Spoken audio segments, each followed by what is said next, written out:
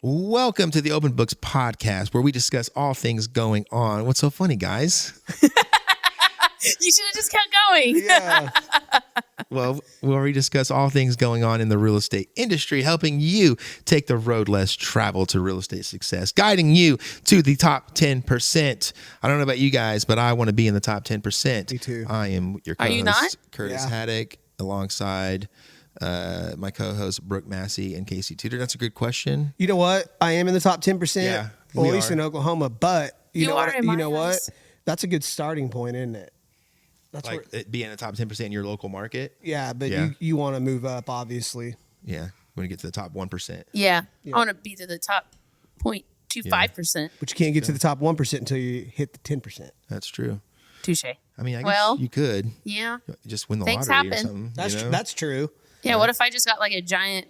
Does anyone have any Builder account. Powerball tickets? Is that even a thing anymore? It is. Yeah, it is. Yes. It's up there. It's getting close to $1 billion again. My mom calls me Really? every once in a while. You better get your Powerball tickets. Yes, God, Mom. and people complain Make sure you about get not that having power any money, play. and there's $1 billion on the line. I know. So, get this. Just all that money could feed world hunger, man. So That's crazy to Yeah, think. dude. when I used to work at the grocery store, the lottery guys came in and the guy said, you know how hard it is to win the lottery? He goes, if you had one of those like old school watches that has all the hands and the little dials and everything, and you took every single piece apart and you put it in a Ziploc bag and you shook it up and you shook it back all the way together, the likelihood of that happening is the likelihood of you winning the lottery. Oh my goodness! I was like- When you put that into perspective, oh my gosh. And we all know it's I was like, oh hard. my God. Hey, Shake it up back left and right. Hey, back Brooke. together. But Come no, on, $1 million. I'll say this. I disagree with that analogy because doing that's impossible. Not even the person who actually had the odds of winning the lottery is able to do that. But they make so much money. So I don't even I know get what the the point. odds I get are. the point. Yeah. It's terrible odds. Yeah. I know We how to should do increase it your and then odds. shake that bag that many times and see if it happens. your odds of It earning your won't. way. It'd be a waste of shaking. I know. But I might be buff. Your odds of earning your way to the top 1% are way higher. Than winning the lottery. You know what? Way higher. All you gotta You do know is put a little how I work can in. do that? Or how we can do that? Well, I was gonna say before we get into the topic, I have a couple things I need both of you to do for me after the podcast. Y'all good for that? Well, we have meetings. Yeah. I have Oh. 2 closings. I have 3 listing appointments. I have an event. So what you're saying is I can't delegate anything to you guys today. No, because guess what? I delegated on mine. So what now. you're doing. We're talking. You never know what we're going to talk about. You in were this supposed to podcast say, in the beginning. you're supposed to say, yeah, whatever you need, Casey, we're here for you. Yeah, And then so I was we're- gonna looks say, like- Oh no, that's not. Hey. No, I'm not that. It looks I'm like the we're- delegator. Looks like we're coaching Casey how to delegate. Yeah, I'm totally the Oh, delegator. I need help. I He don't. needs I help. don't do well if people tell me what I to need do. help. You can ask me to do something, and I'm happy to. But if you How tell do me you what how to do do, you deal with that with your wife if she can't tell you what to do? that's different. Okay, fair. Let's not go back down that rabbit trail. Yes, but Okay, well, so we're talking about delegation, Delegation, and organiza- organization. organization today. I feel like we just all like we're talking about delegation Hey, and organization. When I say this, today. I mean it. Organization is my pleasure. no. When and I it should be. organize my In this garage, industry, You should. I yeah. feel so good about life. accomplished. All the screws are in the right little thing. All the bolts, And everything. Screwdrivers are all pointing away in my drawer. And then it saves you so much time because then if you have a question, you can go right to the little drawer and find the exact little screw that you need. That's right. Yeah, well, listen, I appreciate that about Casey so much, and I know this about Casey so much, which is why when you see the office getting organized, who's doing it? Yeah. I've delegated that responsibility. Oh, Yeah, and then people walk like, in and "May I go, help?" and they try to delegate shit to me. They go, "Hey, you know what would be cool?" And I go, "Does it involve more money or time on my part?" And they're like, "Well, yeah." I'm like, "Okay, well, you can save that Yeah. for another time." So I don't like being told what to do either. No, I don't either. That's I why don't I'm self-employed. Not in like a bad, like I was an only spoiled child way. Sure, I know, Yeah. I totally get it. Like it's like I don't like.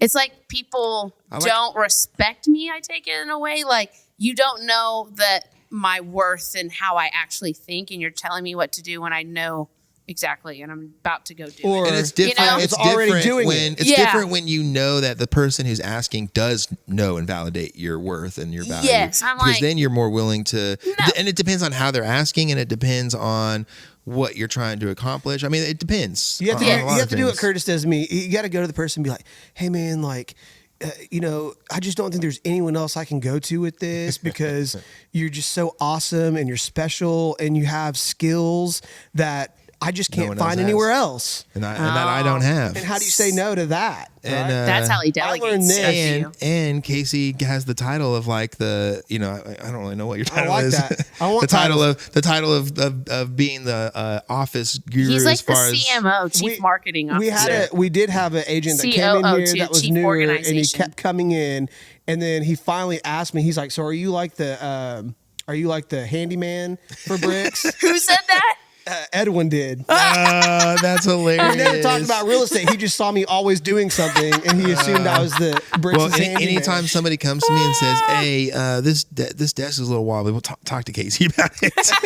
yeah, or go talk to RJ who ruined them. They're like, "Do you think that we could, do this to the office?" I would love to, but Casey has to approve that. That's right. Yeah. So Curtis delegates well. Yeah.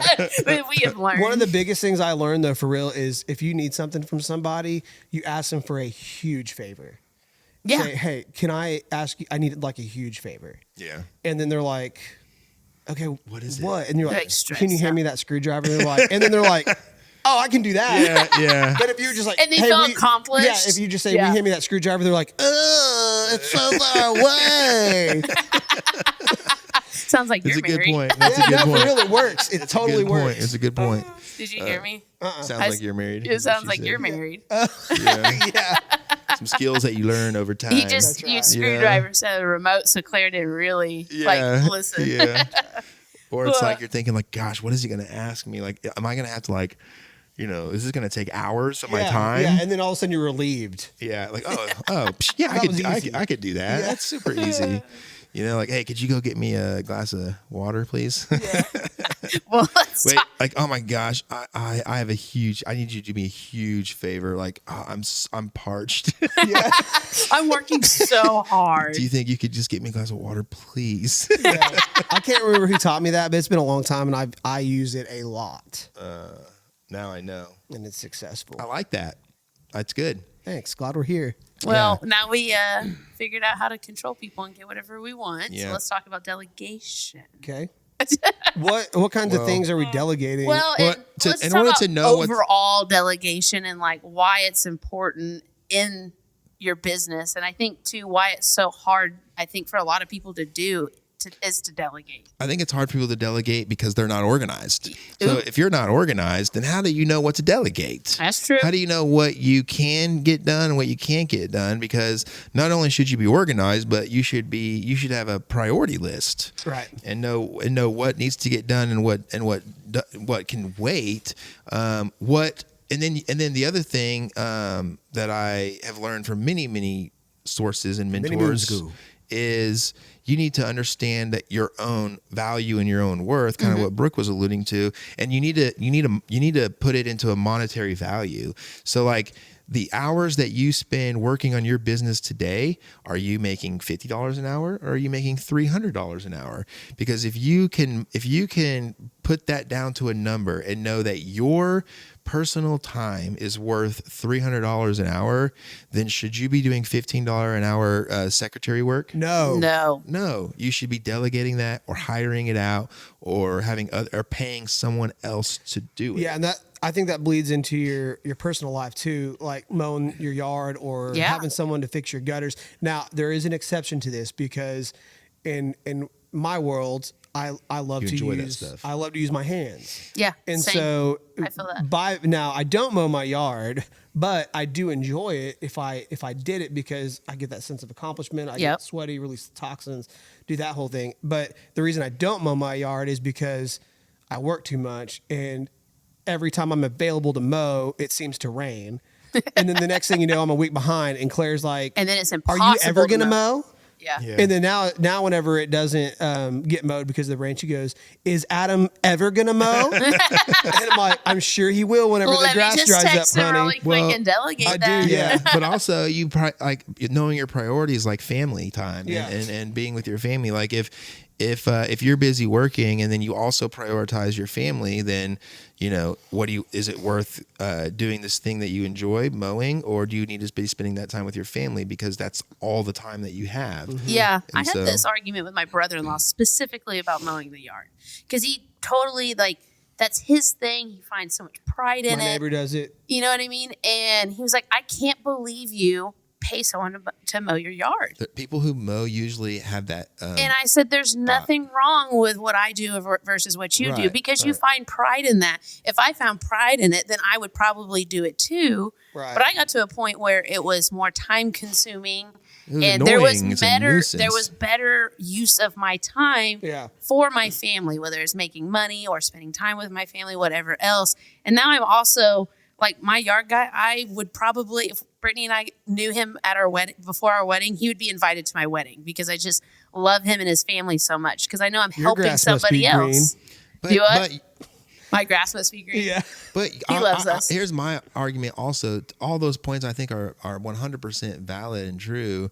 And people who take pride in mowing their own yard, like, then mow your yard, Yeah, there's nothing wrong with it. But don't get mad at people who choose not to. They don't feel that same sense of accomplishment that you do, or that sense of feeling that you get, because when I pay someone to mow my yard, I'm essentially I feel like I'm contributing to society in that way too, by creating a job for somebody. I'm helping someone else's family. That's why I'm like that makes me feel good. I agree. That I can pay to help someone else's family. And you might, and people who choose to mow their yard might call that lazy or call that like an excuse. It's not. Like, just because you don't understand that thought process doesn't make it right or wrong. Now, they better do a good job or I'm going to fire him. Yeah, right. It's a fired job. It's a job. I fired my last yard guy because I don't think and this goes true to realtors. Like, you got to take your job very seriously. Yep. And it's not about you. It's about the service you're providing for someone. And this dude, I really liked him. Like, he was like, we'd chat and talk, and he was really cool. But like, he would break our planters and like not even say anything. Like, they'd just be broken. Like, and he'd just pretend like he didn't notice. And then he quit like blowing off the patio and the porch. So like, I'd come home and there's grass all over the front porch. Oh, yeah. And I finally told him. And then one time he used a riding lawnmower in my front yard after it rained. So I had a big tire track through my yard. And I'm like, no, thank you. Yeah. Did you tell him, like, I told him a couple of times, like, hey, man, can you blow off the patio when you get done? And it just seems like every time something wasn't right. And I finally just told him, like, hey, man, like, I got to go a different direction. And all he said was, I understand. Yeah. Like, you couldn't have just done a better job? Because now he just mows my neighbor's yard. And he had 2 yards next to each other. Now he only has 1. So I mean, but that's terrible. But his mindset, he didn't care. He Right. didn't care. Yep. And so I got a new one. yeah, he didn't see it as like Well, and I as think- a business for him, like to grow for himself. Right. He just didn't see it that way. Oh, I like this point though, because I think that's what makes it hard for some people to delegate, right? Because you're Because giving up it's that very control. frustrating. You gave up the control where you could either just do it yourself and it would get done right, The way you like it. the way you like yeah. it, everything like that, or you could delegate. And a lot of people get burned that way. They delegate even just mowing their yard. Even like in real estate, I think probably one of the first delegations would probably be Paperwork. transaction coordinating. And people don't want to let go of that. And I totally get that. Paperwork's important. But You get the right person, and then they take care of it better. You have to realize like your time and what you're doing to yourself and to your own business when Yeah. you are so controlling. Because I totally get it. I'm a perfectionist too myself, but there's certain things you have to get off your plate and delegate to other people, and you have to be comfortable with correcting them, with maybe firing them, with having to replace them. But once you get it down and you get someone that is on your flow, it's so much better, and then you can grow your 10 business. times better. And I I think that speaking to the pain points of people not doing it right and messing up and things like that, the transaction coordinators that we have do an amazing job. And I don't worry for a single second like that something's not going to get done, because one, I personally, for the company, I trained them, so I know what they're doing, how they're doing it, and so that, that is a big thing for me to be able to delegate my paperwork. But if you end up hiring your own personal transaction coordinator, like, you're going to get to train them on the processes that you want them to do and show them how you want them to do it. Now, are they going to be perfect right away? Probably not. But the only way people grow sometimes is to fail and to make mistakes. And so you have to, when you start to delegate something, I personally believe you have to go into it expecting it to not be right at first, and help that person grow. If that person doesn't grow and learn from it, okay, then you got to start thinking about, do I need to find a different person? But in order for them to do it exactly the way you want them to, you got to allow them to make those mistakes and to get better. Doesn't mean that they're terrible at it. It just means that they need direction, and you need to set the expectation. They just need to have a good attitude about it and be receptive to criticism and apologizing and correcting their mistakes. As long as they do that, take accountability too. I mean, there's more types of delegation too. Like, I think about like systems and stuff you can have in place, like your CRMs and stuff. It delegates emails and stuff.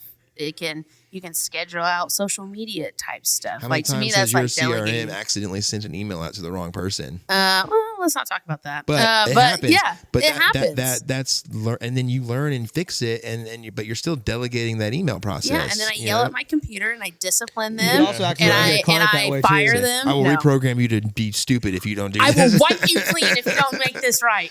Yeah, and then it listens. Yeah. But just the power, because if anyone wants to just grow their business to the next level, You got to learn how to put systems in. you delegate. have to learn how to put systems in place, things that are going out automatically while you're out in appointments talking to people. That's so important. If there's nothing more important in your real estate business, but besides being in front of people and talking to people. Yeah. So the more you can do that, and the more systems and more delegation that you can put in place for things that don't include that, then the more you can just grow your business overall. So what would be a good thing what would we tell somebody who is not delegating a certain part of their business because of their fear to give up they don't want to give up the control? I mean, I know we already kind of just talked about some of it, but like, what would be the first step to telling somebody to just kind of help them get over that fear? Let it go. I would say, That's what I'd say. have them work with you, alongside you. Yeah. And one important question that I always ask people when I hire them, train them, whatever I do, is I ask, how do you learn? Because everybody learns differently. That's true. And so I need to understand that, so that way, one, I'm not wasting my time training you the wrong way that you don't know how to learn, because then that's my fault. So I would also tell people that you need to expect to be uncomfortable at first, and you need to be okay. You need to get. It's cliche to say get comfortable with being uncomfortable, but nothing is worth having in life if you don't have to work hard for it, and working hard can be uncomfortable in and of itself. And so I like that. You're going to have pain points when you begin to delegate or give up control of things. So go ahead and expect it, but like Brooke said, work alongside them. And yeah, it's going to be time consuming at first, but you put in that time up front. Just like when you're setting up systems, it takes time to set those systems up, but once you have it set up, your life changes to where you can focus on being in front of people and talking to people. Exactly. No, I like that. It's growth. So Yeah. if you guys are sitting here right now listening to this podcast and you're thinking, okay, I got to start delegation in my business, then right now you're accepting growth, and you need to realize that. So growth it's a part of is like being an entrepreneur, period. Yeah. So like, have those people alongside you, open up your business, and just show them everything. Show them every single thing. There may be something that they see that they could help you. Yeah. Or maybe they think about it a different way. And even though you are running it a different way, if it helps them and it's efficient, as long as the end goal and the end task or job, whatever that specific item is gets done, then that's all you need to worry about. So you need to also empower them to be able to think about ways to make it better. Yes. So make them feel like that they can look at this from a different perspective. They don't have to just do everything to the T that you're saying. Well, they need to do everything to the T that you say in the beginning, but give them the flexibility and the power to come to you with ideas on how to make it better. I think you got to be very careful too, and you have to really have some forethought on why you're delegating these things and where are you trying to go with it. Because, I hear this happen all the time where like a guy, say he has a small remodel business, like remodels kitchens and stuff. And he does it all himself.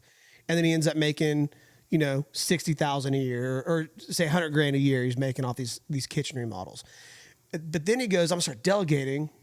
So I can go get more jobs so I can make more money. Quality goes down, right? Well, yeah, yes, that, which you have to stay on top of. But now he's paying all these other people, but he got more jobs, bringing more money. But at the end of the year, he still only made $100,000. So now, would he rather do everything on his own and just worry about himself?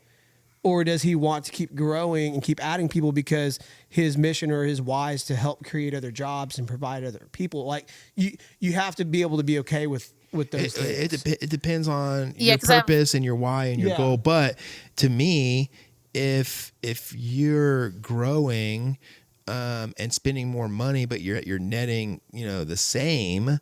How many years is that though, too? Right, that, and also like, is it helping you grow? Is it going to help you grow even further to where that's not the case anymore? And also, you can also reanalyze your business and say, okay, am I overpaying people? Am I spending things in the wrong spot? Because if we're doing more volume, the money I have to spend to pay people to get that volume in, is it am I paying the right amount? Right, is it worth it? Am I investing in the right systems and the right things and things like that? I mean, so that goes to organization, right? Like, how are you tracking all that? How do you know is this all worth it, and are you headed in the right direction? And that's the next part is organization, just overall. Yeah, goal setting, organizing that, knowing where you came from, where you're headed, how much things are costing, what your projected costs are for the next year. All those. I think it's important. Things matter. I think it's important for business owners to not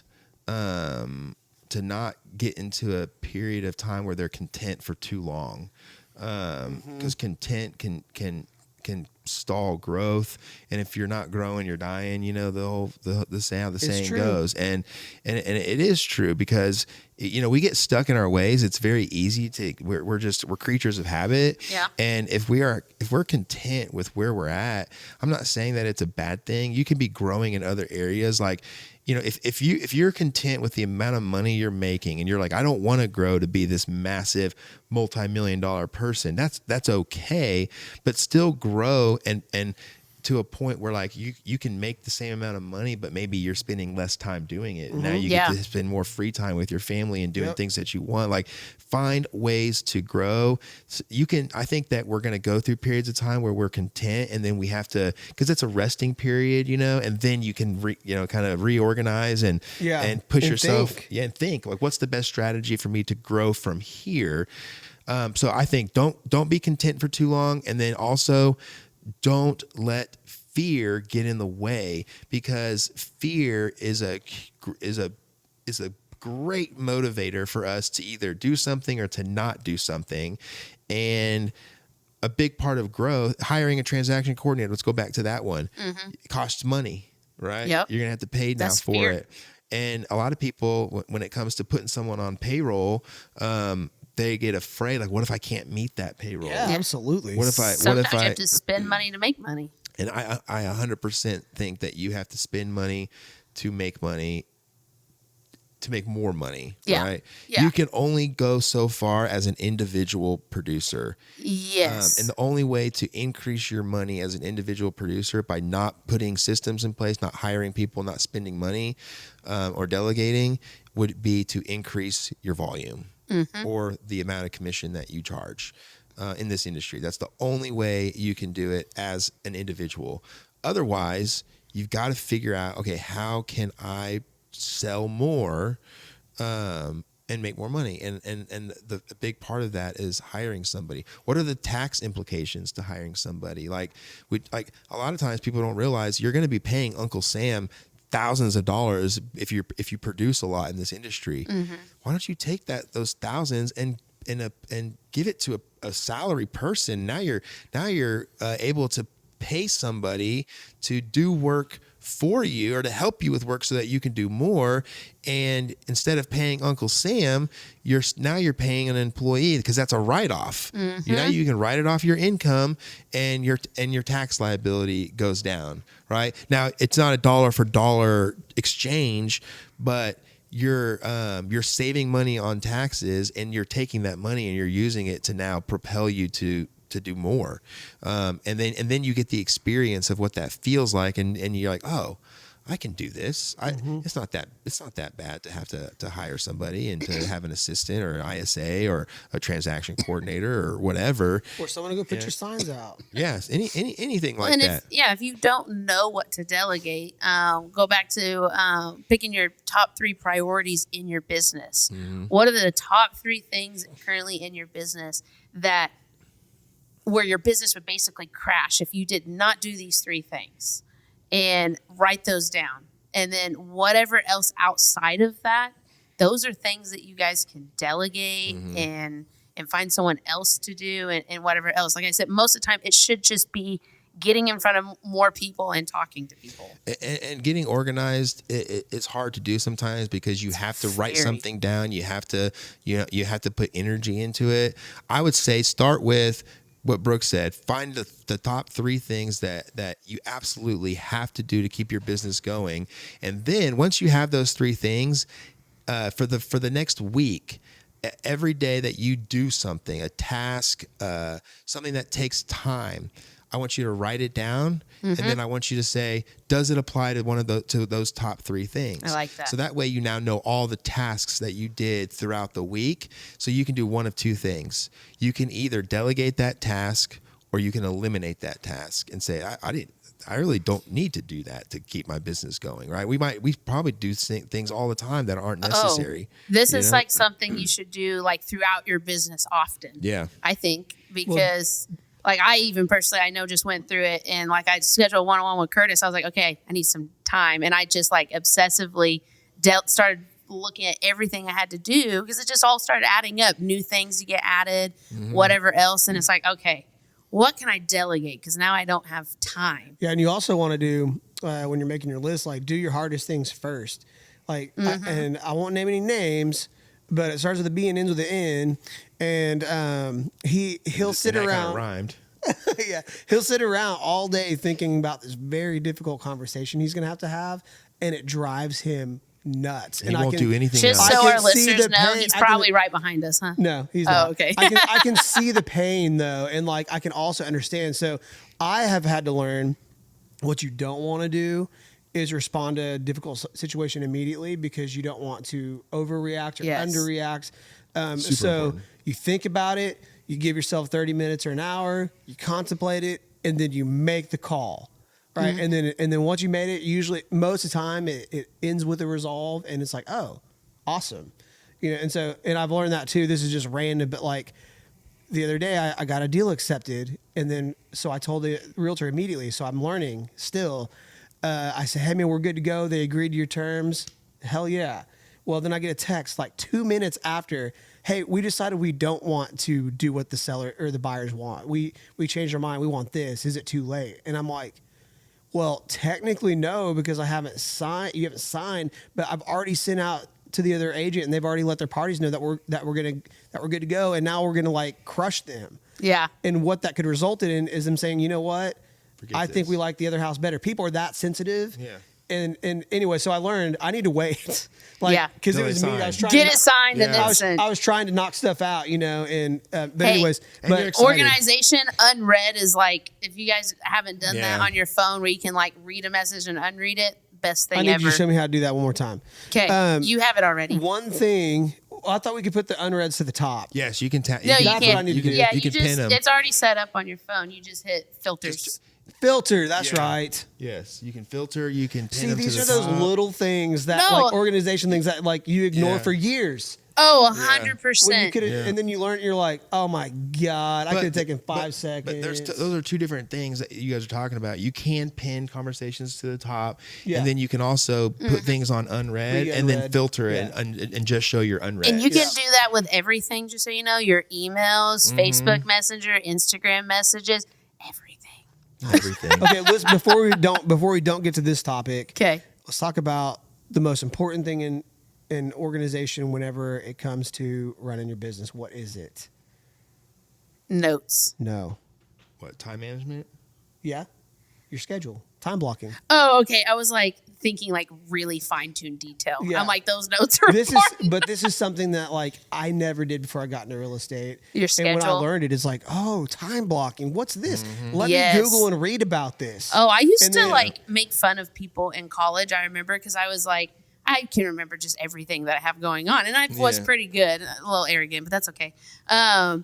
And I used to just make fun of people that use schedules, and now like I cannot live without it. Like I will can't. die. No, yeah, you need it. You'll lose so much money. Yeah, I would lose so much money, and I still, even though like every once in a while, there's something I miss, even though I'm super organized and whatever else. I was telling Brad the other day, we were talking about time blocking and schedule, and he's like, yeah, I'm just really bad at it. And I'm like, well, We dude, better you're going to get lose a good at it. lot of money Yeah. being bad at it. better get real good at it. Oh, real because fast. Yeah. I've learned in real estate too, like, do not tell people when you're going to follow up with them unless you for sure are going to follow up with that And at that something time. you can do. Because people take it seriously. Well, And put it's- it on your some people calendar. do, some people don't. Immediately. And Yes. something that Immediately. you need to learn how to do as well is not guarantee a time necessarily all the time. Like, so if you say, hey, yeah, I can meet you there, but it's going to be between 9 and 9:15 because I have a prior appointment. Yeah. I don't know exactly when I'm a it's going master to at end. doing that. So yeah, so now you know there's a 15-minute window. Yes. Instead of being like, I'll be there at 9, and then you haven't sent a text, sorry, I'm 10 minutes late. Now Yeah. you're late.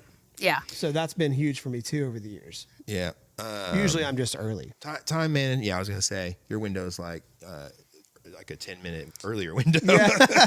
But you know, and you know, something that Brooke and I did talk about, and you know, Casey and I have talked about this too. When it comes to time management, like the way you use your phone is so important as well, because if you don't use your phone correctly, especially when you are in leadership and you lead a lot of people, not only are you keeping track of your business and the things that you have going on, but you got a lot of people that are relying on you to help them with theirs, and you're not going to always be able to answer the phone at the moment that they need you and that they're calling you. So something that we've kind of implemented here is we are going to tell people, like, or we're telling people, if you call us for something, if we don't answer because we're busy, right? If it's something that you need us for, then you need to either leave a voicemail or you need to shoot us a text. If not, then there's no reason for me to call you back because it wasn't important.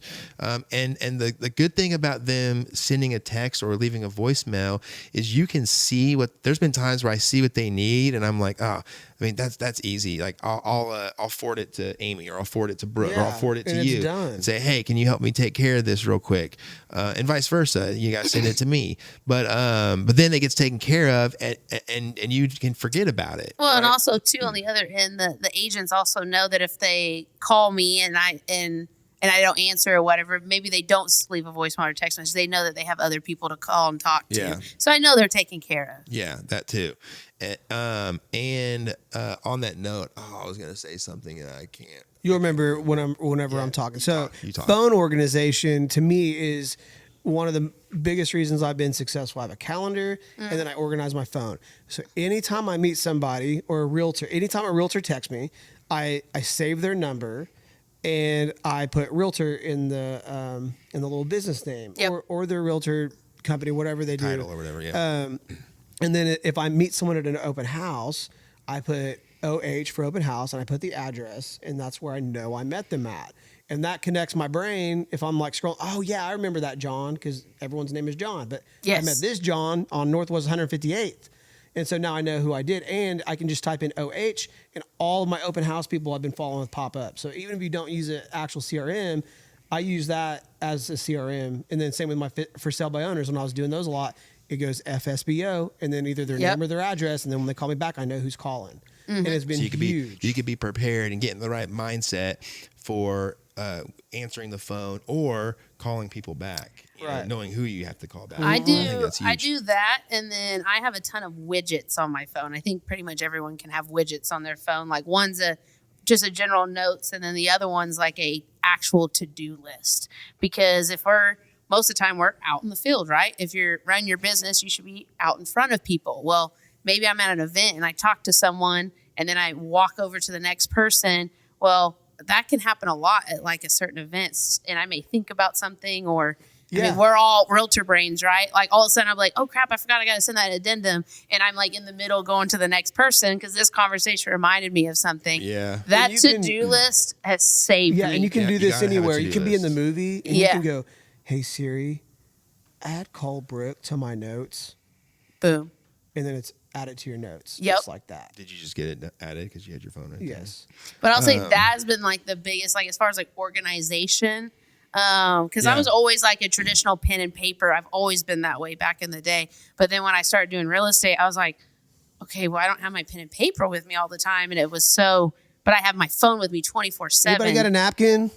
Anybody Yeah, got a right. pen? Hey, I have actually on my time hop today. It was a thing about how I wrote it on a napkin. Oh, that's funny.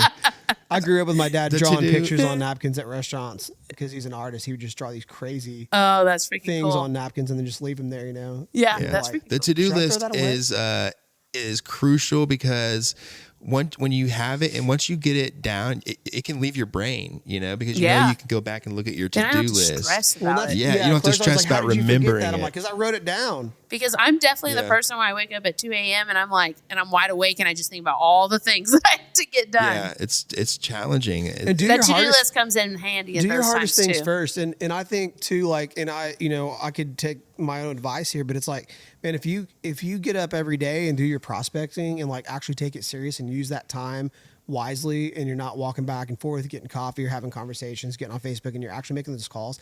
After you make your calls, you can rest. Yeah. Like easy, like mentally, right? Yeah. I already did my work for today. Now I just got to go clean up all the messes. I got to schedule inspectors. I've got to go pick up the groceries, whatever it is. But your job for that day was done. Yes. And then if you meet someone at the grocery store getting your groceries, well, then you pop them in your phone, figure out how you're going to follow up with them. Well, you said something important. What is your number one job during the day? Prospecting. Okay.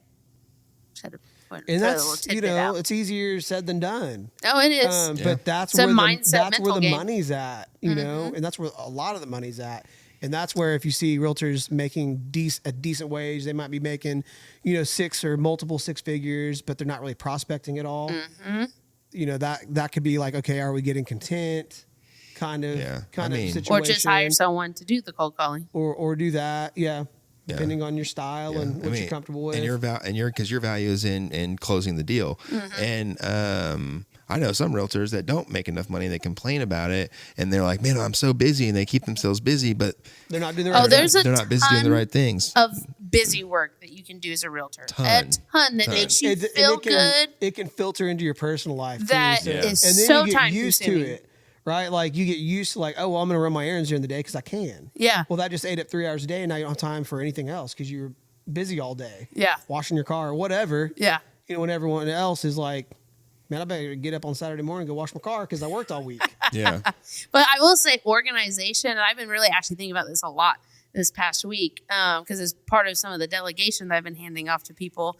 But there's so much organization to be a real estate agent. Mm-hmm. Like, once you start actually like going out to appointments, and if you're prospecting every single day, say you go to one appointment a day, well, you meet 5 people that week. Okay, well, the next Monday you have 5 people to follow up with, and then the next week you do the same thing, then you have 10 people. Once that starts adding up, guys, when you have to remember even 20 people. Mm-hmm. Like 20 doesn't sound like a lot. That's a lot of people to remember. And it seems like always you do run into multiple Johns or multiple people, and they have the same commonalities. And it's so easy to get them all confused. Houses start looking the same. So being organized and figuring that out and making sure you're taking good notes to remember people. Remember when to follow up, because every single follow-up looks different. Mm-hmm. Every single one. That's like a hard thing to just really put in like one system. So having something to keep you organized, and you have to stay on top of that every single time. And our minds are racing left and right because we're talking to people. We're fast, and that's just who we are as realtors. We're selling things, and we're talking to this person. Then all of a sudden we hang up, and then we pick up the phone. So we get in the car, and we hang up the phone, then we send a text message. So it's all exciting, but we all also have to slow down and take our time and make sure we're thoroughly organizing and taking good notes throughout our business. I've noticed in everything I've ever done in my life, especially with work, like real estate work and being creative, if you rush it, you get poor results. Very. And you lose a think ton you're of saving money. time. And that's how you get burnt out. Haste makes waste. That's what we say in my house. So, but What'd that's you hard. say? Haste makes waste. It's hard because so it's when we rush and do things too fast, like it's just wasteful because we got to Yeah. do it. We got to redo it or cut do your it again. 2x4 eighth of an inch too short. Well, you just wasted 6 feet of that 2x4 unless you can use it for scraps. Yep. You know, And then you got to do the work again and cut it again. Yep. Do it. Just do it. You know, my dad And on that's his. easier said than done too. It is, but my dad had on his email for his work email. He had like a quote and his email signature. I think my dad has the same one. I think I know where you're going. Do you? The quote is, "There's always time to do it right." That's not what he had. I would have been shocked if it was the same. That's like wow, such like you a know? like an old man saying. It is. There's It's like, always time to do it right. And if your dad had a quote in his email signature, like it must be a generation thing. or something. My dad's it reflects his personality a little more. It's just because you have an emergency doesn't mean it's an emergency for me, or just because you wait till the last minute doesn't make it an emergency for me. Something like that, because he's in the design world, and so like people come and like, hey, can you put this book together and have it to me by Friday? And he's like, I mean, no. Like, I can't even start designing it till next week because I've got 10 other jobs in front of you. Right. And you're asking me to send this to my print shop and bind 1,000 books by Friday? Are you out of your mind? Denied. You know something? But they do it every time. Always. And they're always disappointed and upset that he can't get it done on time. And I think that's a lot of our jobs. It's like, yeah, that's why setting expectations is so important and letting people know ahead of time what they can. So many little tiny expect. he worked for corporate, so many you know, little there's tiny no things. setting expectations. Something. Oh, I always tried, and I always get frustrated because I'd said it, and then someone else would come in, and I'd be like, "That is totally not what I said." And usually it was the person that's coming to him. It was someone's boss that said, "Hey, we need this done by Friday." Yeah. Without any, and Yes. this guy's making multiple 6 figures, Yes. wanting it done tomorrow, and he has no idea what my dad even Total does. unrealistic. Yes. And that same guy is asking my dad how to attach something, a PDF to an email. Oh yes. But he's making multiple 6 figures and running a company.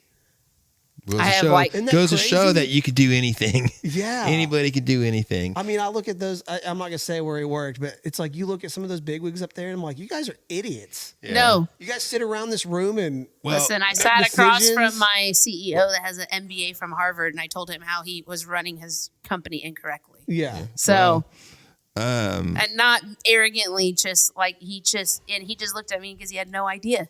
There was a No guy. What's the big hotels? a lot The of them. Ritz. The Ritz Ritz Carlton. hotels. They got a really cool story about how there was a CEO like that, and like nobody's opinion mattered except for his. And then something happened in the hotel, and all of a sudden he was like, I wish I knew this actual story, but it was something from like a cleaner.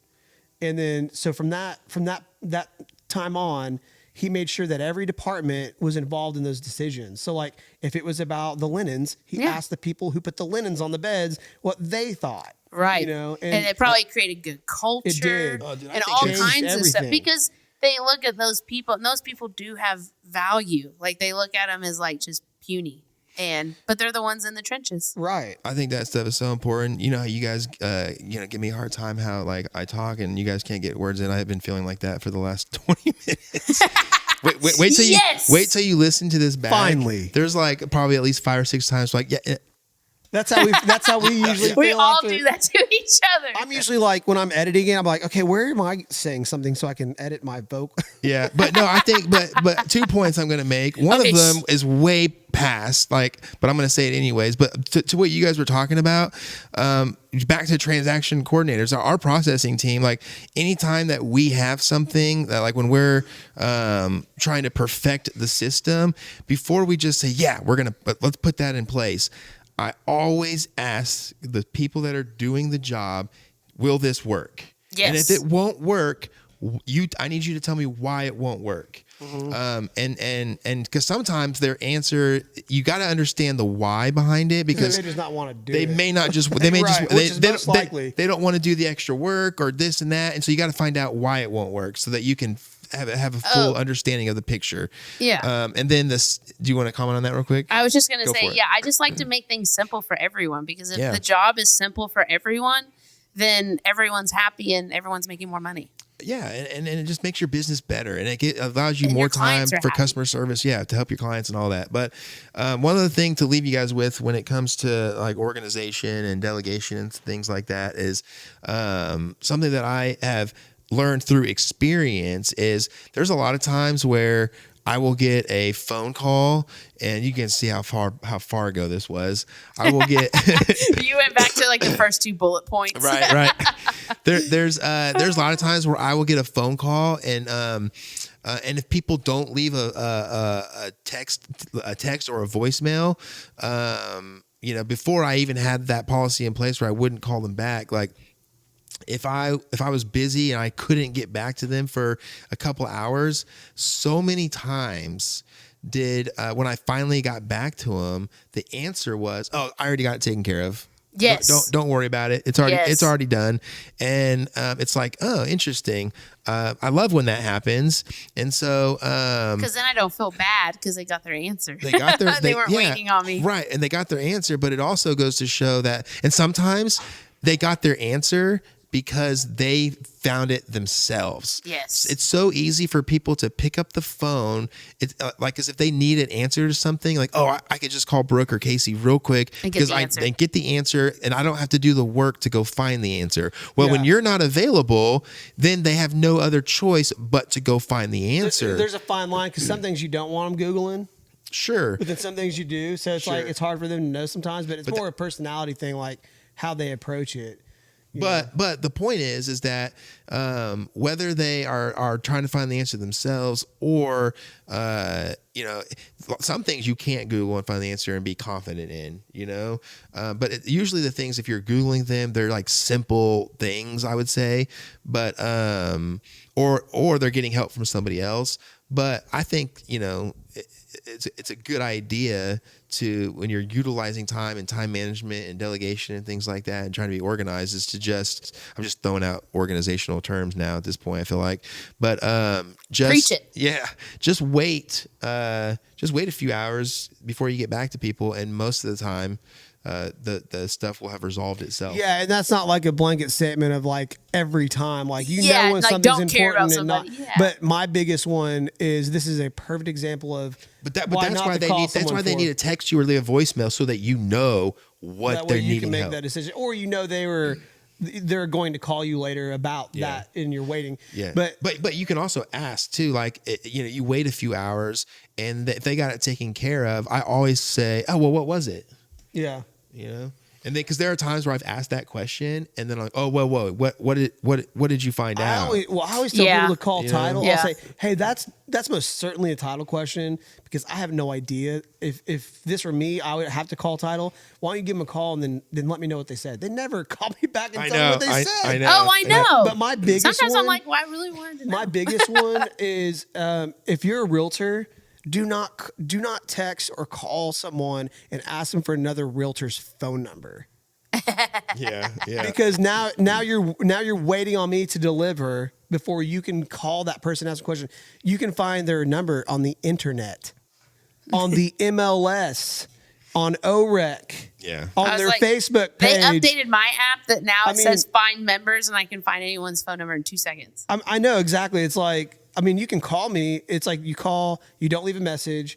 3 hours later, I call you back. Oh, hey, did you have this person's number? Well, shit, you could have just texted me that, or you could have just... You could have found it yourself and called them by this time. Yourself and call them and have the problem solved, Yeah, so I think that's self-accountability in organizing the way you even communicate. Yeah, for sure.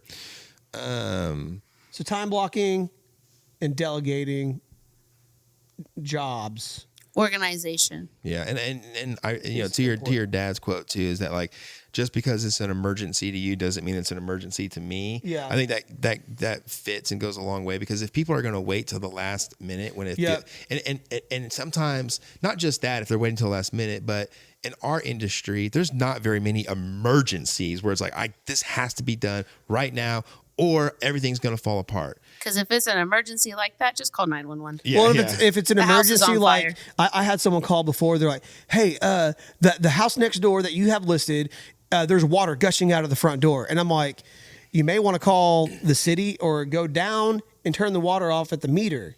Like, I'm an hour out from even being over to you. You're gonna call me? Yeah. Like, what if I didn't answer? Yeah. They would have let it go probably if they didn't have any direct. But humans need guidance and direction. Oh God! Which is why, like, being a good delegator is huge, because some people, they know what to do, but until somebody tells them like, no, it's okay to go do that, they won't do it. Right. I it's just how we think, how we are. You're like, let me in my head real quick, shut the water off. Yeah. Is it shut off? No. Oh my God. Call the city. It sounds silly. And all right, guys, get delegated. Yeah. Do we have a would you rather? It doesn't matter. Brooke won't even answer it. I know. She's the worst. You guys are so sensitive. Yeah. Would you rather? Would you rather be the best? Well, no. Let's. No, that's not gonna work. Would you rather be? I got one. I have one. I have a good one. Okay, go for it. I don't want to steal your thunder here now. Oh, well, is it good? you were just saying forever, so I just thought I have one. Okay.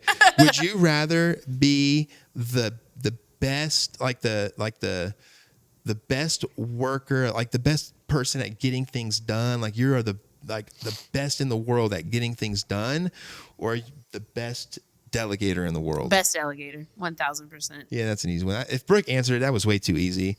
Okay, what was yours? Would you rather be the world's best pilot or the world's best sailor? And you can do either one as much as you want. Pilot. Why?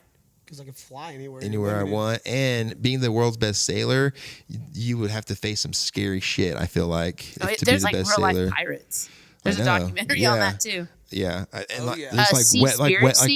that movie or that documentary messed my brain up. I'm sure, but like weather and like how big the waves can get, and like with planes, you can see the weather and just go around it or not go into it. I like planes because they're just faster. That too, yeah. Well, those are easy, and you get to see things from a different perspective. Pick your choice in the comment section. If you pick the best sailor, tell us why. I'm not gonna lie, that was probably the lamest would you rather we've done.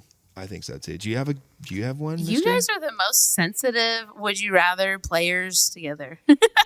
Well, I'm agreeing that. I mean, mine was lame too. It was an attack on you, Brookster. Would you?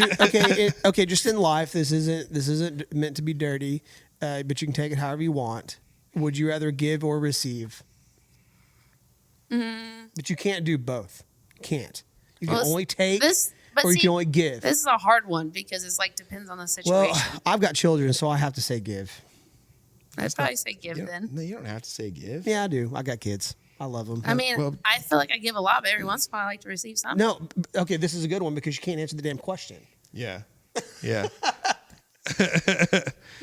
So yeah, I literally just answered the question and then I said what I said next. Which is what you always do.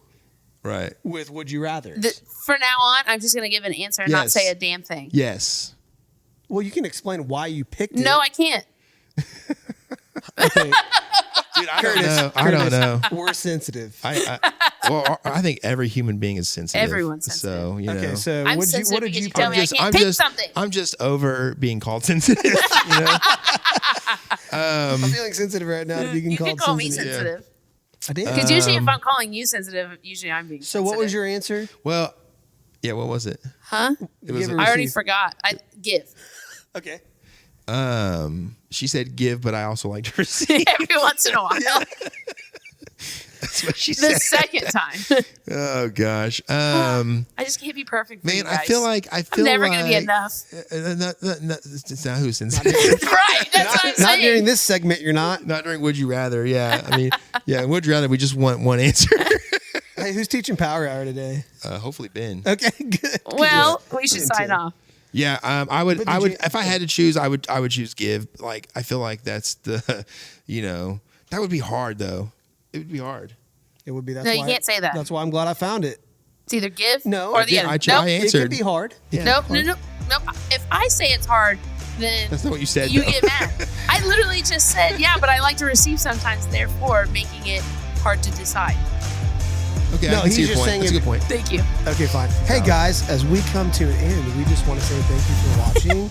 And please love give each us a other. like. We do love each other. Give us a like, subscribe, Most of the time. comment, ring the bell. Ding, ding, ding. Smash the subscribe button. That's what everyone says. I've never heard that actually. Is that what they're saying now? Never heard that? No. Okay, well, we have to finish signing off because our music's going to run out. But anyways, free feel to leave a comment. My name is Casey Tudor, and this is Curtis Haddock and Brooke Massey. Listening.